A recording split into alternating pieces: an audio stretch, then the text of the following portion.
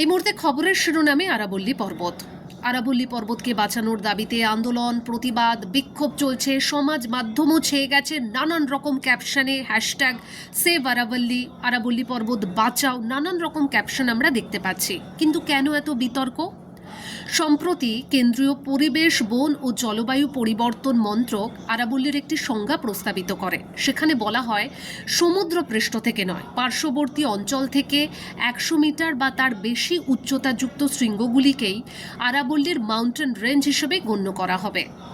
আর দুটি পর্বতের মাঝের দূরত্ব যদি 500 মিটারের কম হয় তাহলেই মাউন্টেন রেঞ্জ হিসেবে গণ্য করা হবে। আর সুপ্রিম কোর্ট এই প্রস্তাবিত সংজ্ঞাতে শিলমোহর দেয়। আর এরপরেই যাবতীয় বিতর্কের সূত্রপাত। কারণ অনেকেই মনে করছে এর ফলে আরাবল্লীর বেশিরভাগ শৃঙ্গই পর্বতের সংজ্ঞা হারাবে, কারণ বেশিরভাগ শৃঙ্গের উচ্চতাই 100 মিটারের কম। আর এর ফলে সেখানে খনন কাজ শুরু হবে, অবৈধ নির্মাণ হবে, আর তার ফলে আরাবল্লী প্রাকৃতিক ভারসাম্য নষ্ট হবে। আর সেই কারণেই আরাবল্লীকে বাঁচানোর দাবিতে এই আন্দোলন। অনেকে তো বলেছেন যে এই যে রায়, এটা মৃত্যুদণ্ডের শামিল, আরাবল্লীর মৃত্যুদণ্ডের শামিল। অনেককে এটা বলতেও শোনা গেছে।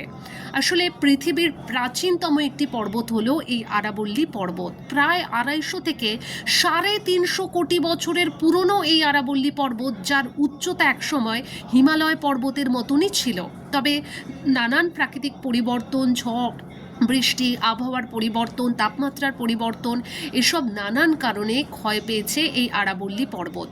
উত্তর ভারতকে রক্ষা করার ক্ষেত্রে আরাবল্লী পর্বতের গুরুত্ব অপরিসীম। একদম আমরা জানি ভারতের সবথেকে বড় মরুভূমি হলো থর মরুভূমি।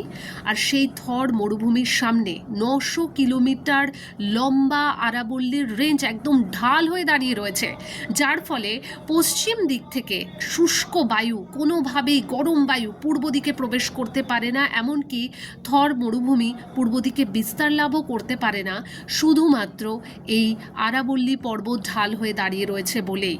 এছাড়াও আরাবল্লী পর্বতে পশু পাখির বাস, সবুজ গাছ রয়েছে, ইকোসিস্টেম একটা আরাবল্লী পর্বত। আর যদি আমরা আবহাওয়ার কথাই বলি, সেক্ষেত্রেও কিন্তু অপরিসীম গুরুত্ব রয়েছে এই আরাবল্লী পর্বতের। কেমন? বিষয়টা হলো, আরাবল্লী পর্বত মৌসুমি বায়ুকে অনেকক্ষণ ধরে রাখে, তার ফলে প্রচুর বৃষ্টিপাত হয়।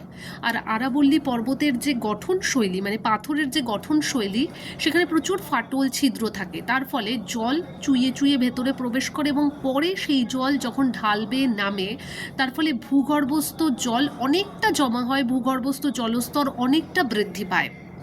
অর্থাৎ সব মিলিয়ে এই যে গুরুত্ব, এই যে অপরিসীম প্রকৃতিকে রক্ষা করার ক্ষেত্রে আরাবল্লীর যে গুরুত্ব, সেই কারণেই কিন্তু আরাবল্লীকে বাঁচানোর এত দাবি, এত প্রতিবাদ, এত বিক্ষোভ। এবং এই বিক্ষোভ আন্দোলনের পরেই কেন্দ্রীয় সরকার জানিয়ে দিয়েছে আরাবল্লীর কোনো রেঞ্জেই আর নতুন করে কোনো রকম খননের লিজ দেওয়া হবে না।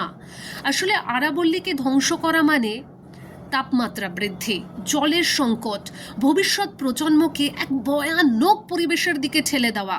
তাই মনুষ্য জাতিকে বাঁচাতে, মানুষের অস্তিত্বকে বাঁচানোর জন্য আরাবল্লী পর্বতকে বাঁচানো দরকার।